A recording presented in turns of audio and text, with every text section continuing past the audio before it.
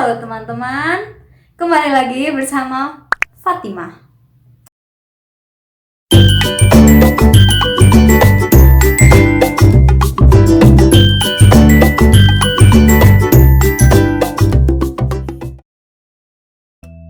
Nah, di video kali ini aku akan membahas mengenai tips belajar, yaitu kesulitan dalam belajar. Mungkin dari kalian-kalian ada yang mengalami penurunan kualitas belajar atau mengalami hambatan dalam belajar, kesulitan belajar, dan menjadi kaum rebahan. Mungkin kalian yang mengalami masalah-masalah seperti tadi bisa melihat video tips dari aku. Selamat menonton. Pendidikan merupakan usaha sadar dan terencana untuk mewujudkan suasana belajar dan proses pembelajaran yang nyaman supaya siswa dapat mengembangkan potensi dalam dirinya. Hasil belajar merupakan salah satu acuan terhadap keberhasilan dalam proses pendidikan. Ketercapaian dan suksesnya sebuah proses pembelajaran dapat kita lihat dari nilai hasil belajar yang diperoleh oleh siswa.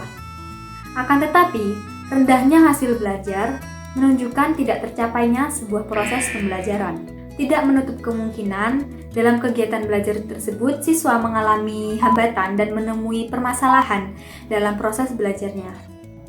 Hambatan-hambatan tersebut dapat kita sebut dengan kesulitan belajar.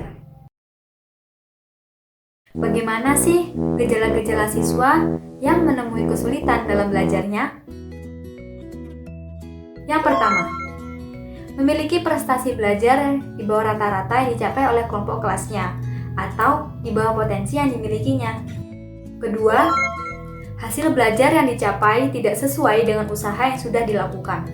Mungkin ada siswa yang belajar mati-matian hingga sampai tengah malam, tetapi nilai yang didapat selalu rendah. Yang ketiga, lambat dalam mengerjakan tugas dan selalu tertinggal dengan kawan-kawannya. Misalnya dalam mengerjakan tugas-tugas dan menyelesaikan soal-soal. Kemudian menunjukkan sikap dan perilaku yang kurang wajar, seperti membolos, menentang, datang terlambat, bersikap acuh tak acuh, dan mengganggu jam pelajaran. Selain itu, emosi yang dia tunjukkan juga tidak wajar, seperti pemurung, tidak gembira, mudah marah, dan mudah tersinggung. Rendahnya hasil belajar siswa menunjukkan tidak tercapainya proses pembelajaran. Lantas, apa yang menjadi faktor rendahnya hasil belajar siswa? Rendahnya hasil belajar siswa dipengaruhi oleh dua faktor. Yang pertama faktor internal dan yang kedua faktor eksternal. Faktor internal meliputi gangguan atau kekurang mampuan psikofisik siswa, yaitu meliputi kognitif, afektif, dan psikomotor. Sedangkan faktor eksternal meliputi semua situasi atau kondisi lingkungan siswa yang tidak mendukung aktivitas belajar siswa, seperti lingkungan sekolah, lingkungan keluarga, maupun lingkungan masyarakat. Kesulitan belajar bila tidak ditangani dengan baik dan benar akan menimbulkan gangguan emosional pada anak dan berdampak buruk bagi perkembangan kualitas hidupnya. Oleh karena itu, upaya pencegahan dan pemecahan masalah kesulitan belajar siswa sangat diperlukan.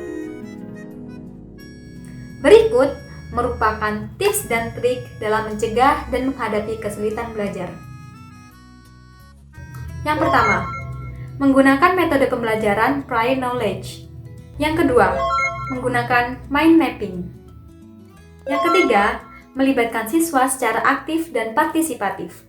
Yang keempat, peer tutoring. Yang kelima, mengulang materi.